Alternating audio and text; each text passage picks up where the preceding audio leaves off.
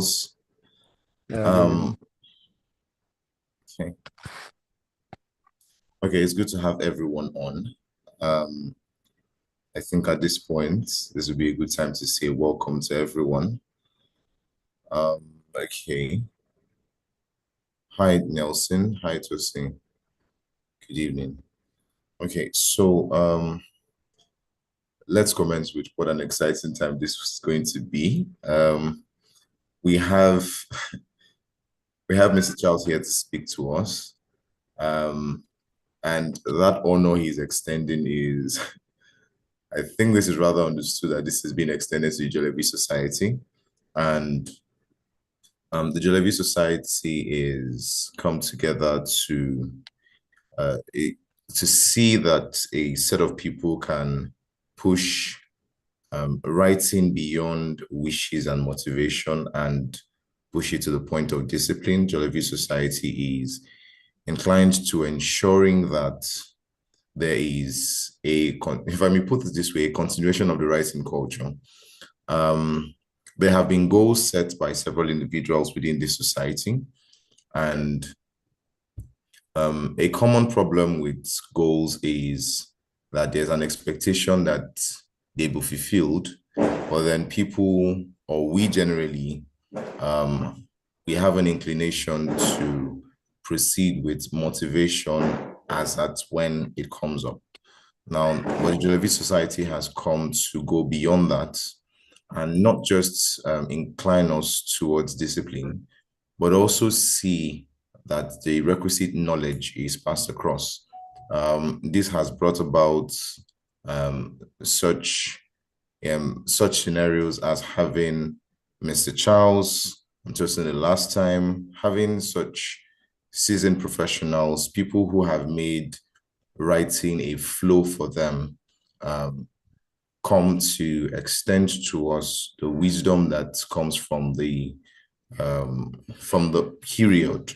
I once heard that there is great dignity in learning from books, but that there is an immense benefit in picking from people who have had this knowledge flow over time. Now, the benefits that people like Mr. Charles bring to the table is the fact that they don't just bring to us tips, they bring to us life experiences. And these are some of the things that we have gotten to enjoy within the Jollibee Society. But to speak to who Mr. Charles is, because having called his name several times and said, oh, he's a seasoned writer, the next question is, okay, can we understand what you mean by that? And I think, okay, so this is even going to bring me to the first question I'm going to ask Mr. Charles. But to first of all say this, Mr. Charles is a writer who has had his personal works published in several journals. Now, this includes journals such as the Brito Paper, Flarebox, and Coco Stories, Noco Stories. I hope I pronounced that right, Mr. Charles. Yes. Yes, Ndoko. Now, okay, thank you. Now, he has several works. Now, he has several works that are waiting publication in the Orire anthologies. Is that Yeah. okay? Orire You seem and to have a Calabash. lot of very a lot of very No, these are difficult to like mention. no, these are Sorry? like African, like basically I send my works to African literary journals, like my short Okay, stories. So okay. basically, yeah, that's why their names are funny looking. Oh, okay. Not necessarily funny. Just I think that there's an inclination to we being able to just speak English and say number eight, Yes. number five. Yeah. Yes. Mhm. But I think there's also Gelada Africa, and that speaks to what you said, the fact that you are greatly inclined to African publications. Now, excuse me. Now, he has written several reviews and thoughts on books and movies on Naira Pen and Medium Page. He has continued to improve himself in reading.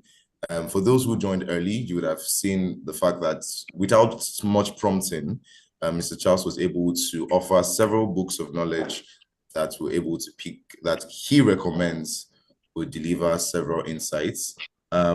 He also enjoys dissecting the components of stories he comes across. And truth is, when he isn't writing or reading, right, he loves to watch a lot of movies. And I think all of these would be inputs into what you eventually produce. Would that be correct, Mr. Charles? Hello, can you Yeah. In a way. Okay, sorry, I seem to be losing. I don't know if that's from my end. For a bit, I couldn't.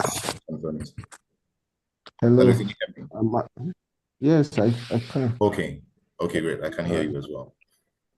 uh, Okay, so Mr. Charles, would love to benefit in this format. First of all, before I throw the questions which I want to throw, but I think I'm tempted to ask one.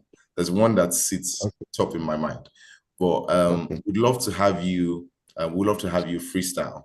Now, we'd love to have you speak on the topic at hand before we go ahead to okay, ask you questions that are burning both from before this session and questions that arise from the words that you may have spoken through the time you would be on.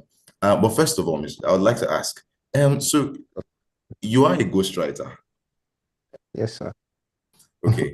So so I there's an English definition to it, but the first thing that came to mind was, do you write about ghosts? No, no, no, not really. Not really. I don't write about. Actually, that is like I've written stories and articles, but I've never really written a story about ghosts, and I'm a ghost writer, so that's like a weird thing.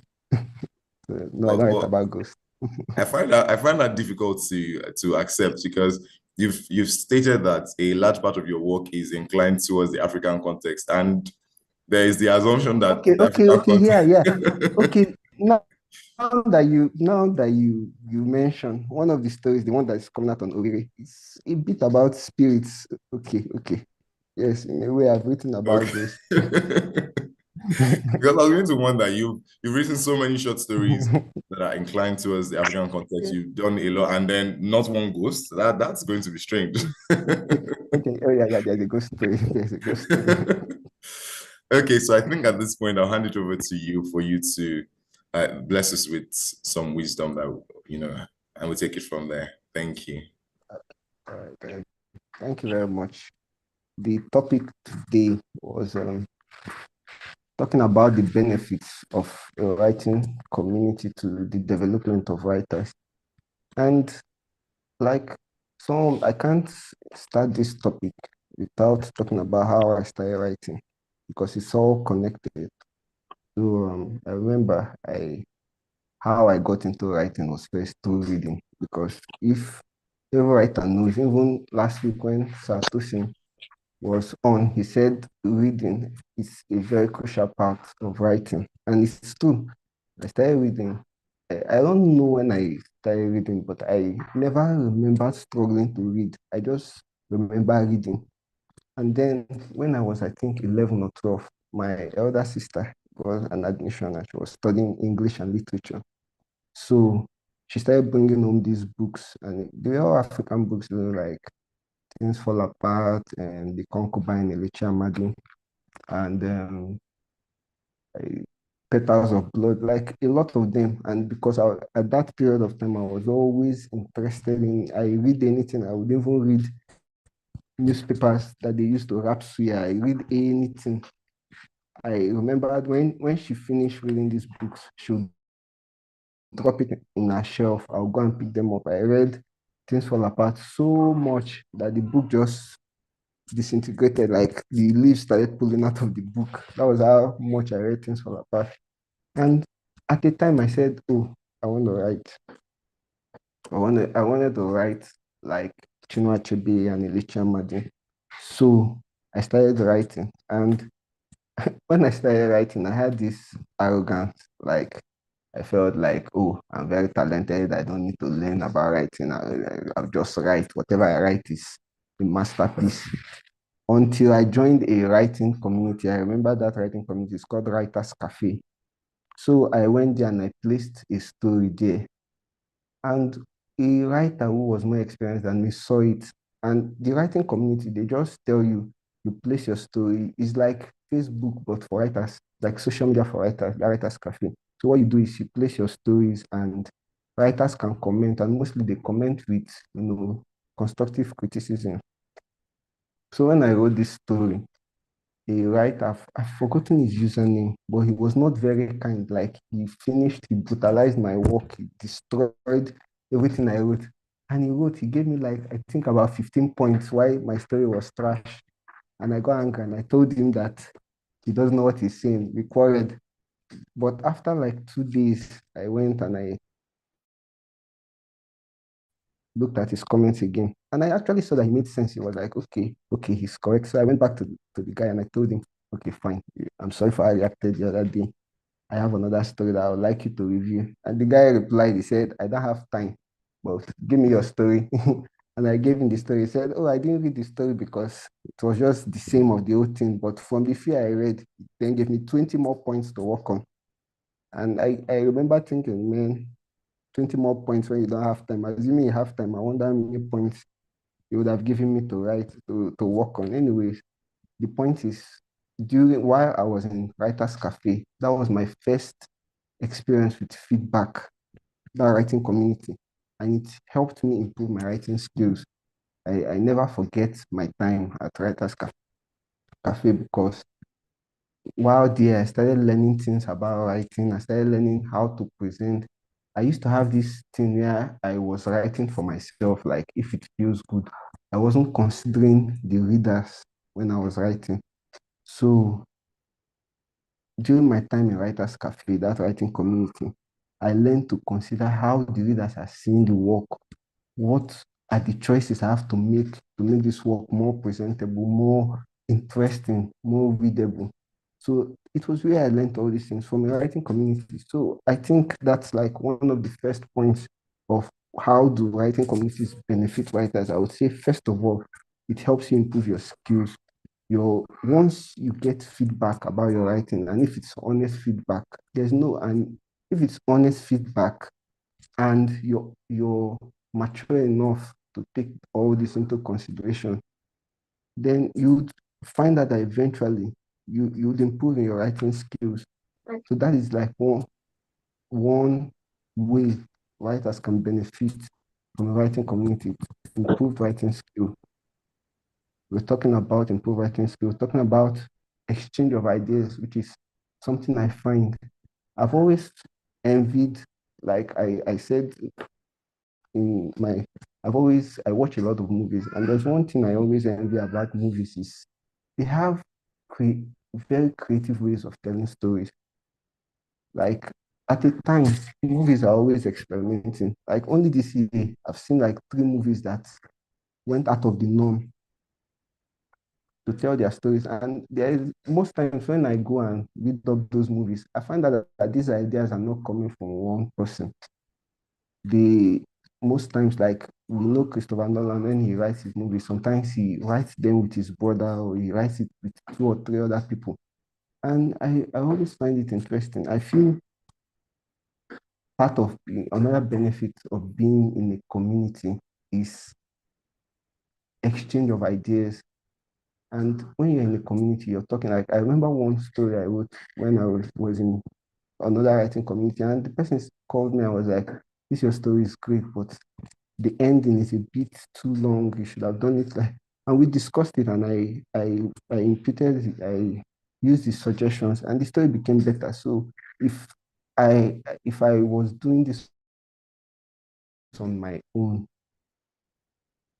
then I don't think I would have had that idea. Because writing, I think I wrote this at first glance. Writing seems like a solitary job where you're on your own, you're the one bringing out all these ideas, but it becomes better if you can have someone to discuss things with, to give you their thoughts on it, to exchange ideas. They can produce something that you would never have thought of on your own. And this exchange of ideas I think, is another great benefit of being in a writing community. Lastly, or should I say, yeah, lastly, I can say another key part of being in a writing community should be the motivation it gives you, either via encouragement or competition. Like your group, you've just finished your 45-day challenge, I don't know anyone like if, let me when I say motivation through competition, I mean it's not as if it's going to be negative competition. I mean something like four people, four a group of peers, they are like four in number and they set out to do something. They say we are each going to do it. I don't know anyone who won't feel left out or feel bad if three out of his peers, everyone in his group does it and he is the only one that fails to hit the mark. I think it would be a kind of disgrace for him, or he would feel shame, or I don't know. So when you have that jeopardy of, oh, I need to do, when you're talking with the people in your community and you're hearing what they are doing, oh, I've done 5,000 words so far, and you look at yourself, you've only done two. You get encouraged, like, oh, I want to do as much as this. Also, it can encourage you, like if you're feeling down or you're feeling like you're the only one having these challenges, then they can tell you, oh, don't worry, I'm having these challenges. So I say, oh, okay, then maybe you guys can talk about how you can beat these challenges, and that's something you will not get on your own. And so with these groups, you can motivate yourself, you can encourage yourself, you can have healthy competitions to get to the mark. And you should not ignore the role of feedback, of having a place where you can go and throw your work and get honest feedback. Honest feedback is very important. Like recently, I was supposed to submit a story to this competition, and it was an experimental story, and I was doing it on my own. And to me, I felt I did a great job on it. But a part of me was like, this is experimental. How do I know it's going to fall, go well with those who read it? How do I know?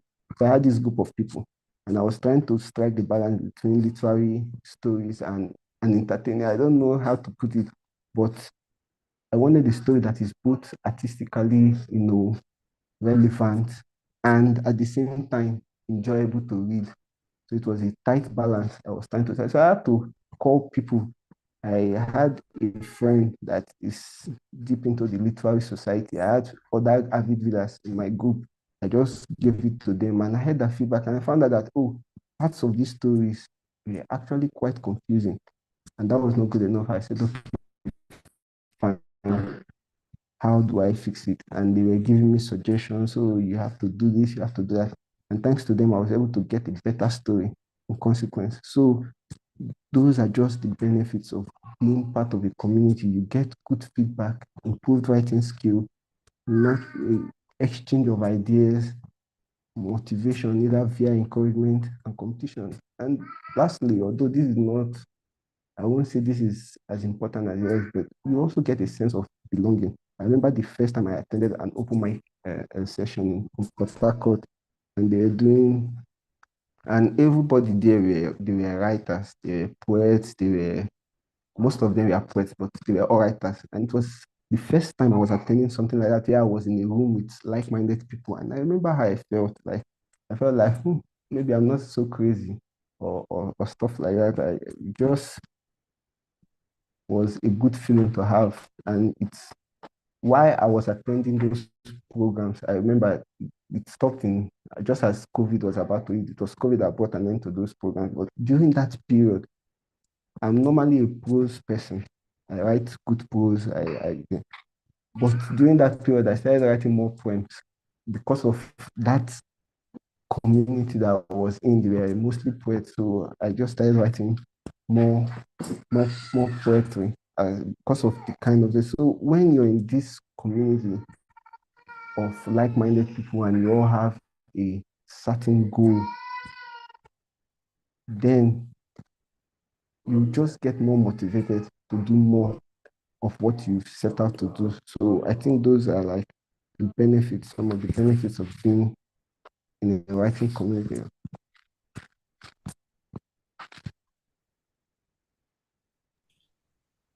Okay, thank you. Hello. Yeah, can you hear me? Yeah, I can. Okay, so I thank you very much. I think with consistency, I keep hearing the same thing across board. So in fact, all the way from the presentation by Ife, there seems to be a strong call for the concept of for communities, for writers. And like, but if I may ask, would there be any disadvantage you have seen? Would there be anything you would say is, or maybe not necessarily a disadvantage if you don't see any, but something that one can be wary of, or maybe the word wary is too strong, a way to approach a community? The reason I raise this is considering that all I've heard is sunshine and rainbows. I'm usually told that all that glitters is not gold. Okay. But then, despite the benefit, I understand the immense benefits. But I also do think that there might be things that would be possible to do that help you enhance, maximize the benefit you obtain from these communities. In your own, to you, what do you think one should approach with? Like there are only off the top of my head, there are like only two downsides that I know. When you're becoming a part of a community, you want to make sure that that community is motivated enough, number one, and they and that they are going to give you honest feedback.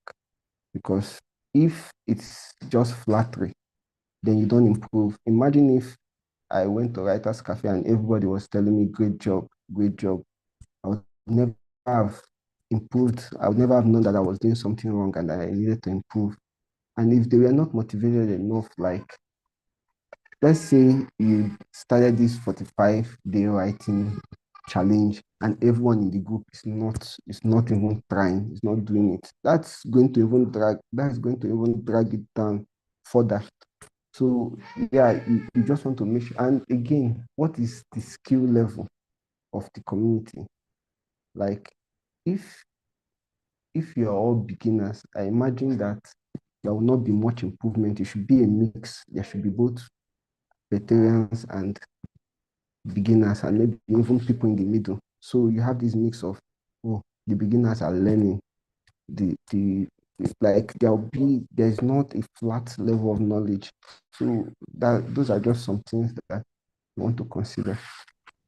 Okay, thank you. To come back to your earlier example, you had spoken about your own scenario with the community, the first one. And how, sorry, that was Writers Cafe, if I get that Yeah. correctly. Yes. Yeah. And you had spoken about how your initial entry was. Now, there's a general expectation that artists are meant to be arrogant. I actually believe that, like, I actually believe that artists are meant to be arrogant, but only like there should be a balance. Okay, let me explain. I believe that artists are meant to be arrogant while they are creating art, not after they create art. What if I am doubting myself? And I think I've said it somewhere on one of my social media platforms, or maybe it's my WhatsApp status, I don't know.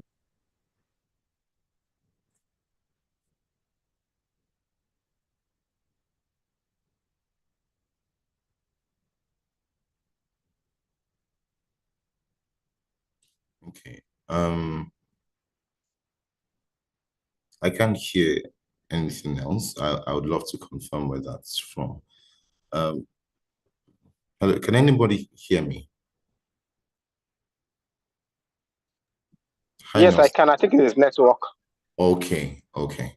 So let's just give it a moment. In the meantime, I would also want to ask that Like for the anything. there are questions. Okay. Hello. Okay. I'm not sure you're totally back.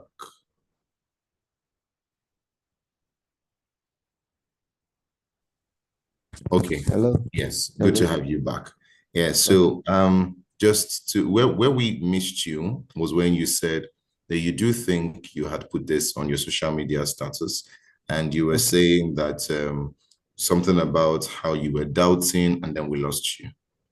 Yeah. Okay. I was saying something about artists and arrogance. I said Yes. I get this idea from an essay by Ralph Waldo Emerson. Okay. And he said in this essay, self-reliance, the first sentence he said was believing that what is true for you, what is good for you, is good for the entire world. That's the definition of arrogance. And he said it in a way to make people be individualistic and to be unique in their thoughts. So I found that if I'm writing, I have to believe that every sentence that I'm writing down is good for the entire world because it's good for me. But after I finish writing, then I have to be skeptical because indeed, not all those sentences will be good. But while I'm writing, in order to get the work finished, I have to be arrogant. Then after that, I can now be skeptical, like, is this sentence really that good? Then I go and I correct and I give out to people and they give me suggestions, and that's just it. So yeah, in a way, artists have to be arrogant to get the work finished. But once it gets to editing and revision, then they should throw that arrogance out the window. Yeah. Okay. Okay. So you really defined a pathway for us. And I think that is necessary because well, in my case, there's that difficulty to balance because you're expected to be able to express, but at the same time, you're expected to be, if I may use the word, humble enough to learn. And then you wonder if in doubting yourself ab initio, you would be able to express as good. Well, I appreciate the balance you've brought to it. And I think it kind of gives me a guide on how to progress. And I don't know if, as we go on, if people have further clarifications, they could also throw those in to understand that better. But now I see, because I was going to ask around your particular approach to the community. And even though at the time you felt like that was not the best approach, I see how that's maybe if you had initially had that at writing the work, but in coming to the community, you had expressed a sense of wanting to find a way to improve, that would have, if I get you right. Okay. Now, okay, thank you so much. Okay, you want to say something? No, not really. I was trying Okay. to get something right. Yeah. Okay. I want to take you to the movies example. You had stated how generally in movies, collaboration is key for the storylines, and how you've noticed that movie storylines get to be surprising.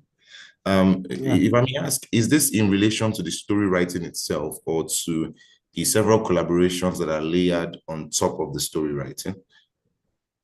I I don't know. I don't think I understand that question. Like, So can you what be I'm a so bit more okay. So what I mean is, Yeah. in your reference, were you referring to the story writing itself, right?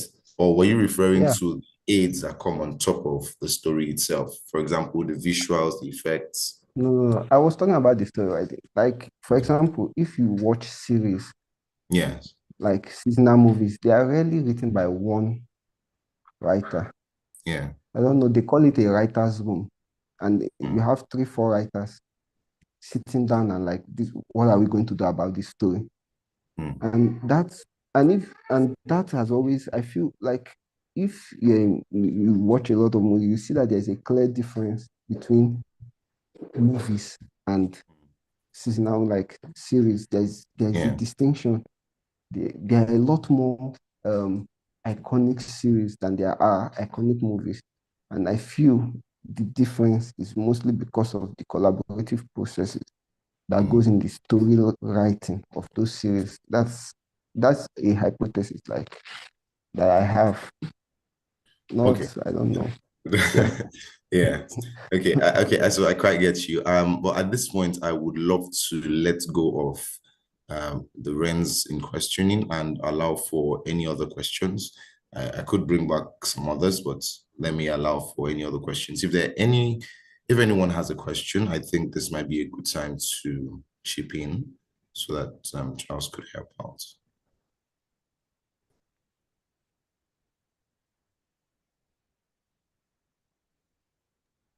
Okay, well done, Daniel.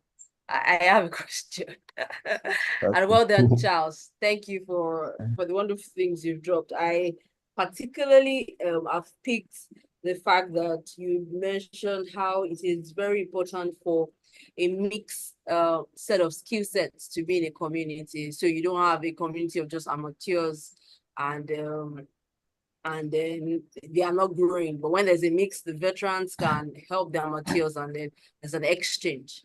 So I think my first question would be, so I get the advantages to the amateur, but what is the advantage that it gives to the veteran? That's the number. Okay. You can answer that. Okay. I would think it's the same advantage that a teacher gets from teaching. Like, the more you teach, the more you know.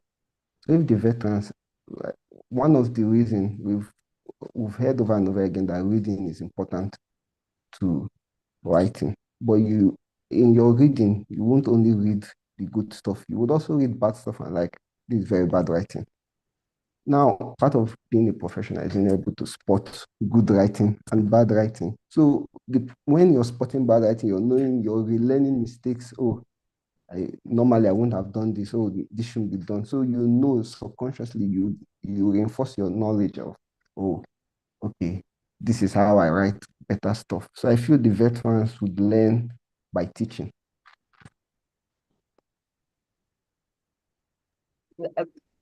That was immediately you used the teacher student analogy. You answered the question like spot on. Thank you for that. That is well noted.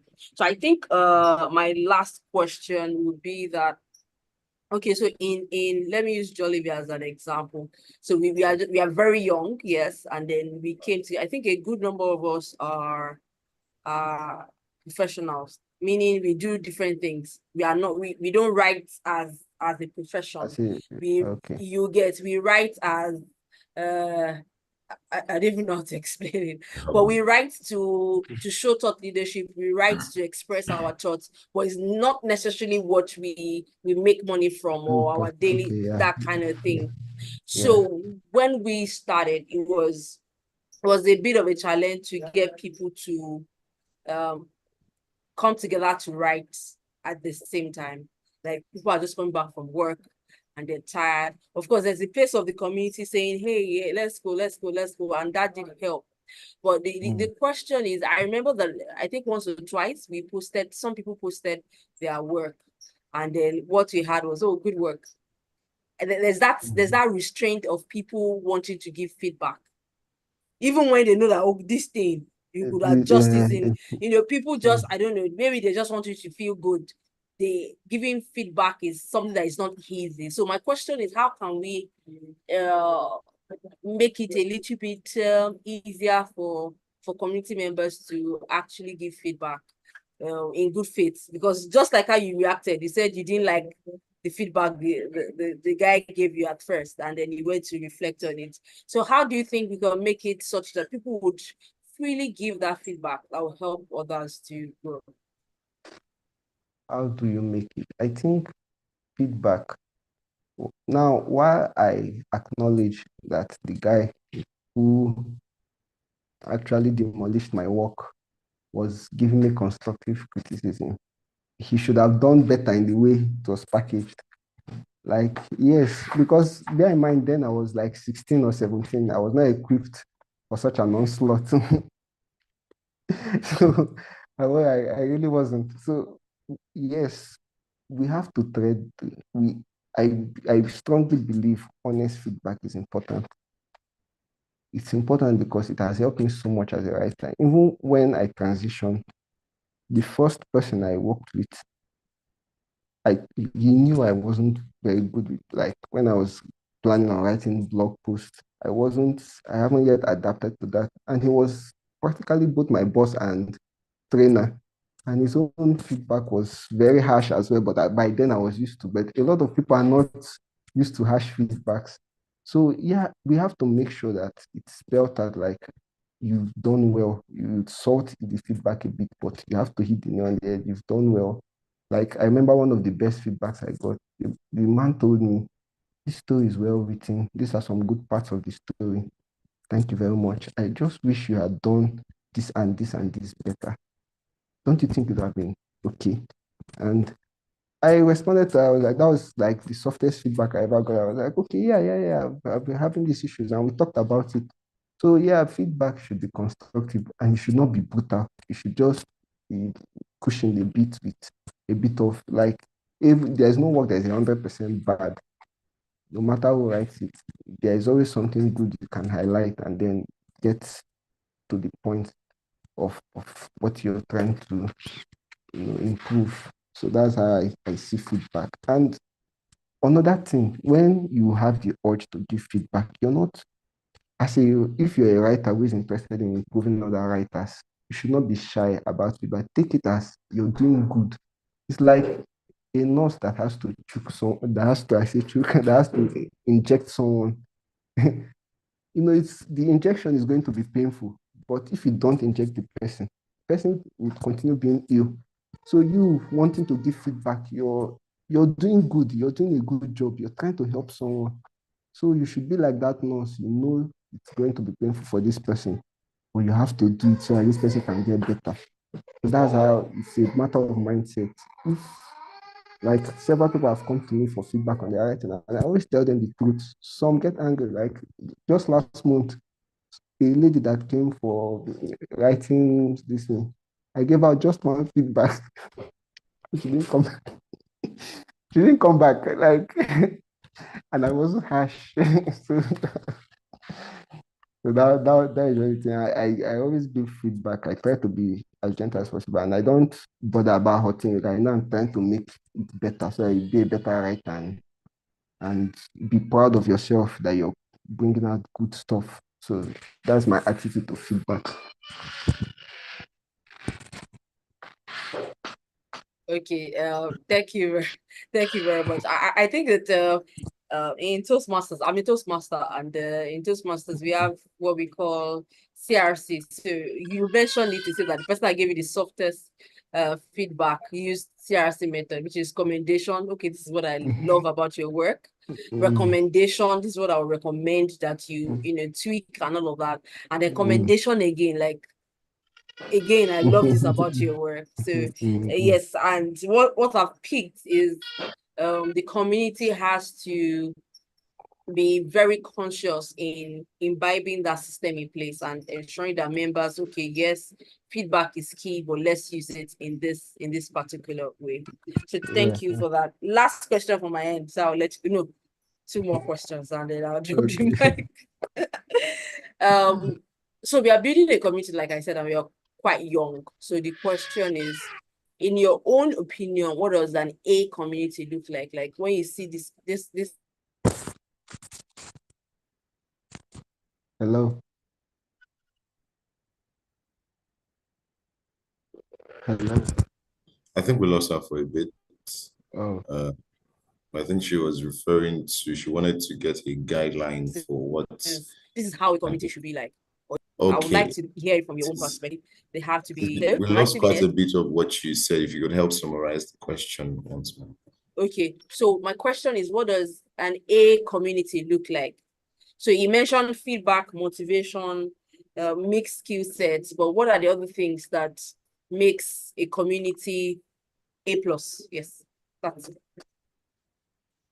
I think one other thing would be like, okay, I would use an example. There is this reading community that I'm part of. It's actually, it was actually founded, but I think it's partly founded or completely founded by Sarah Tosin also. It's called the Niger Book Club. And I think that's an A community because they have every set of, like, they have the very avid readers, they have the ones that only just read the book of the month. Then there are some that are always posting a new book every week. Like, I don't know how they do it.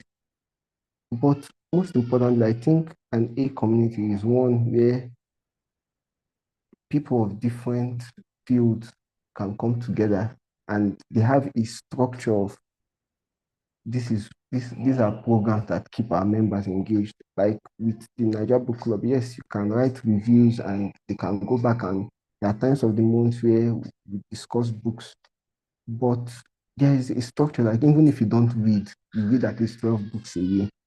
Like those interventions, those structures that are closely followed that is being imposed by the community. I feel that is one way to know it's not just leaving it to the whims of people. Like, I think your community is trying that aspect. I just initiated these challenges. You'd also have to think of some other programs that would also keep members engaged apart from the writing challenges. And everyone would the group would just be moving. There would always be something buzzing in the background. Maybe, yeah, I think that's what would make an a community in my book.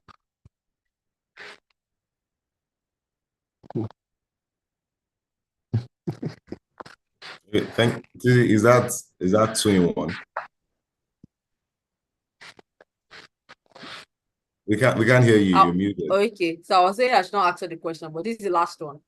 Okay. Knowing our peculiar situation, meaning that we are 9-to-5ers or entrepreneurs doing different things that are just trying to write and build our writing skills.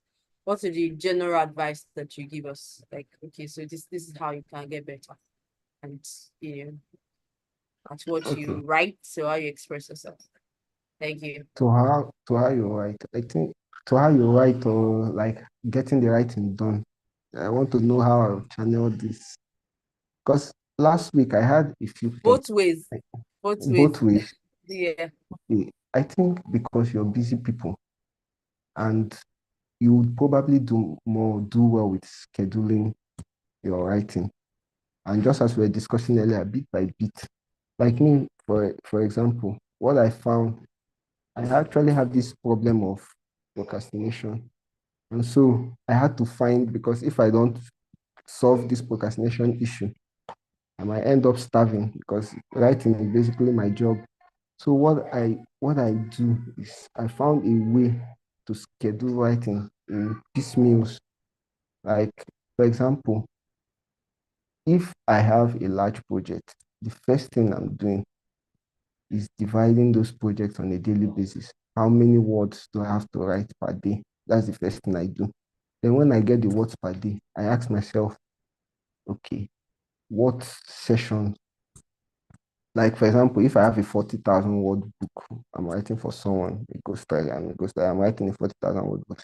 I divided, okay, I have to write, for 30 days, I have to write 1,500 words. Okay, fine. Now, on Monday, how do I get 1,500 words in a way that doesn't scare me, that doesn't burn me out over the next 30 days? And so I can divide it further to 500 words per session. And there is a concept in writing where they call it the animal farm concept, where they say, as in animal farm, they say, so all men are equal, but some are more equal than others. So in a day, all hours are equal, but some are more equal than others. And I found out that once it's 11 a.m., I can't get any writing done. I don't know why. Like, I once woke up late and I had to write by 11 a.m. And I found out that I wrote from 11 a.m. till 3, and I didn't get up to 1,000 words. That's like 5 hours. But if I wake up by 4 a.m. or 5 a.m., in an hour, I can get that 1,000 words because I'm just more mentally sharp at that period. So that's just how it is.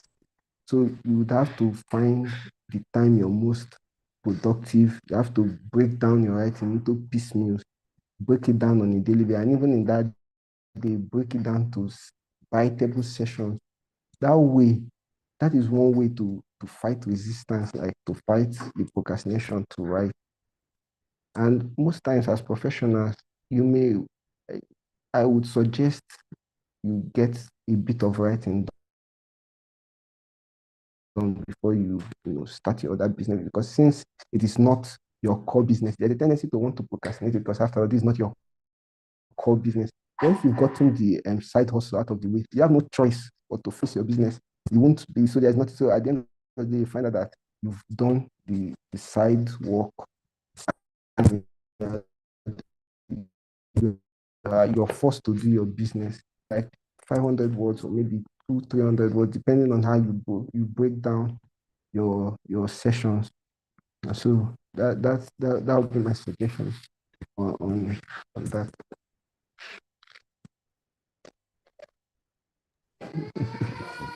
Titi, we hear you even though we don't hear you. Okay, thank you very much. I especially took two things from there. Um, all ours are equal, but some are more equal than others. I think that's something to that we. So if I hear you right, from my own experience, that's something that is relative person to person. Or do Yeah. you have? Okay. Then I also took note of the advice you gave around the last question where you explained that it might be helpful if we pick this and ensure we do a bit of writing before our day's job. And it seems because really, if the day's job goes on, you really do not predict how it gets to go. You really don't. So I really get to see how, in fact, in certain areas that had played during the challenge where it proved immensely difficult to be able to bring yourself to focus at, and I think that's really key. Yeah, so that would be an hour that is more equal than the other. Yeah. Yeah. Okay. So I would want to ask if there are any other questions for you. So I would stay open for the next 15 seconds for an interruption to the call. So anybody else with a question?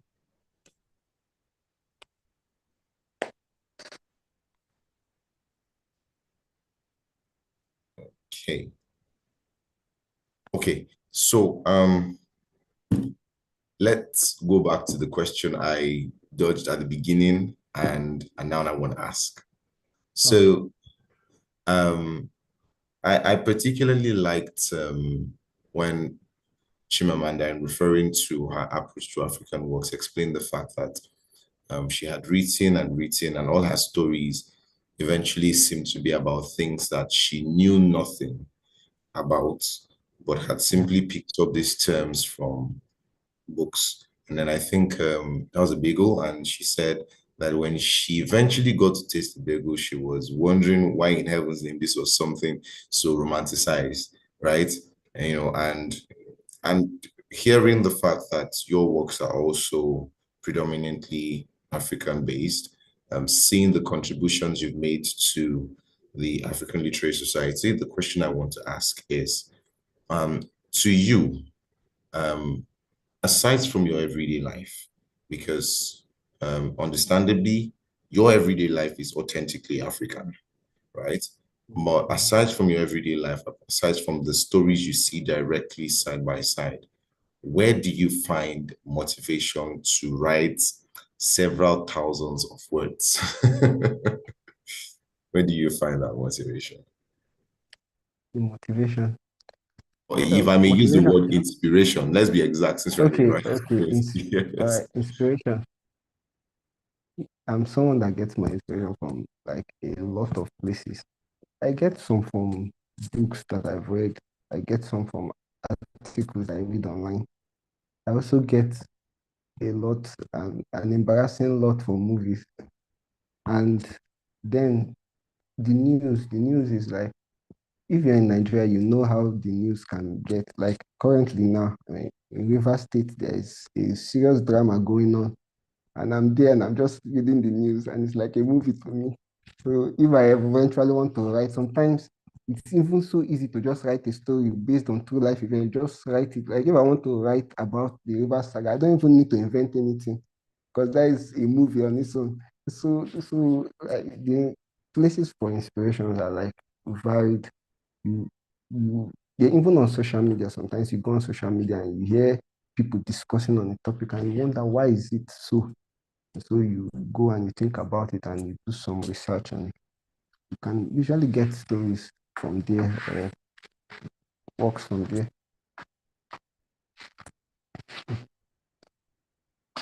Sorry, can you hear You're me? muted. Okay, Yeah. yeah. Okay. Thank you so much. Okay, so I think at this point, I want to ask some questions that are fun for me personally. Yeah. The fact that you have continually mentioned movies as a source of inspiration, as a view to the concept of collaboration, I'm inclined to ask, please, can you throw two movie recommendations?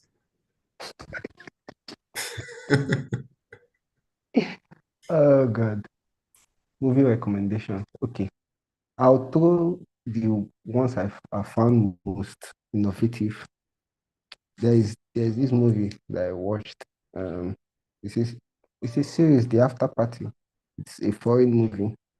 Why I threw it is because it's very innovative. Like it's a modern mystery, but it's not told in the usual way. It has all the basics of modern mysteries, but what they did was they mixed different genres, different style. Like inside the modern mystery, they have crime, they have romance, they just have different styles of stories, the genres, I think, of stories within that one story. So I felt it was well done.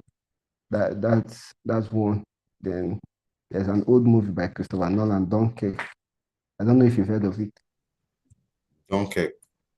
Yeah, by Christopher Nolan. He directed it, and I liked that movie because it had fantastic use of time. He just, I think, time usually goes linear. I think he just mashed it up, and he did it in a way that you're going backward and forward, but at the same time, it isn't confusing. It just tells the story in a front and back manner and tells it smoothly. It was, I studied that story for weeks in order to find out how to do it myself. And I've not yet figured it out, but one day I will figure it out. So like those are some good movies, some creative movies that you can watch. Lovely to hear. But what I hear is my week and my weekends are set. This weekend, I'm set. Okay, yeah. I would like to take it back. So quite a number of us on the call were not here when you began and to hear the recommendations you had thrown. So I think we'll end on that note. The books you had recommended, they seemed to strike you personally as books that help in the artist's journey. So I'd like to ask that you please rehash those and then we can end on that note. Thank you. Okay, okay, yeah. The first book I recommended was Stephen Pressfield, The War of Art. And this is important because it deals specifically with the difficulty of writing or difficulty of writing basically.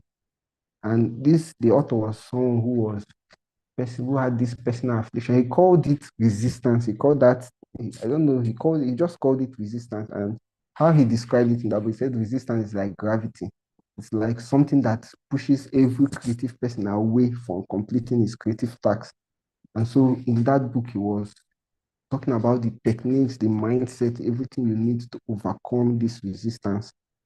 So the first book was Stephen Pressfield, The War of Art. And the second book I recommended was Sean Cohn, The Story Quid. The Story Quid. This basically will help fiction writers more because Story Quid is how to get out good fiction, like the basic steps, the basic components of every writing fiction, every fiction writing out there. So those two books I find are very important. They've been important to me. Thank you so much. Thank you so much, Mr. Charles. Uh, I really must say there's really been a mix of everything. There's been my favorite part, the movie recommendations. There's been the books. There's been the tips and like there's thing about we being able to stand on the shoulders of those who have come before us, and we being able to it makes plucking the fruits easier, right? And you have laid down some groundwork that we presume beyond this point, we are assured that we can apply to other, not just challenges, but other tasks that we would bring upon ourselves to ensure that we keep this going. And it's really been, for me, especially one tip that really got to stick with me was where you had recommended the choice of hours. And I particularly like the fact that you gave a that was a very, very practical response to that question. There is the theory, but being able to hear that made it very direct. You being able to say that in your 9 to 5, you might find it a little more difficult to maintain this discipline if you decide to go with a 9 to 5. And there's that understanding that as at the time when the 9 to 5 is coming, it's the first thing you want to do that morning. It strikes you as wake up and let's get to work. But here, this recommendation really puts to me the necessity to give that time. Like you did say, you explained that all hours are equal, but not all hours. Some are more equal than others. And in this, I saw the practicality of it. There were several other tips you raised. Another one that I think is really key for all of us would be the approach to the concept of arrogance and correction.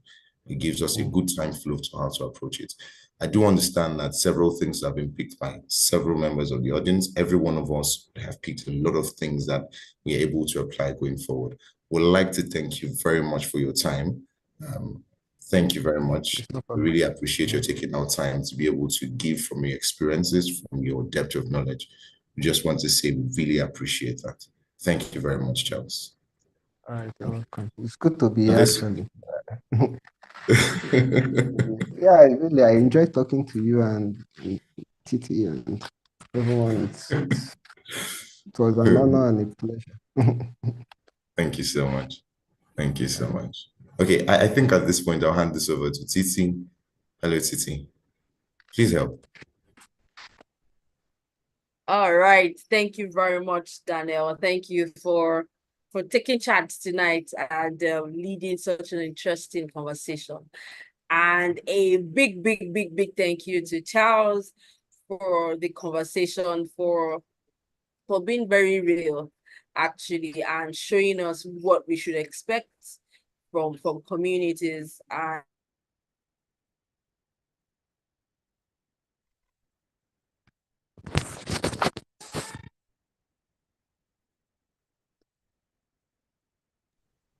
if our we lost you for a bit, sir. You lost me for a bit, yeah. So I was just saying thank you. We would work on what you've said, and we hope it's good for us to run back to you sometime soon for That's questions. Key. That's key. Exactly. I could also get more movies. You get and feedback, just sharing works of some people that are comfortable. They're just sharing with you to really hear your honest feedback and what they can work on is something that would actually help us, and we hope you are free to do that. Are we free to do that? Oh, yes, I'm open to that. Yeah. Oh, thank you very much, Charles. Thank you very much. Daniel, thank you. So this is the last masterclass for the year. Thank you for coming. Anytime you're watching this, thank you for watching. If you have questions, please drop it in the comment section or send us an email. We are sure that we'll get any of these big guys to help us answer the question. So till we see again next time, Merry Christmas and Happy New Year in advance. Bye, everyone. Bye.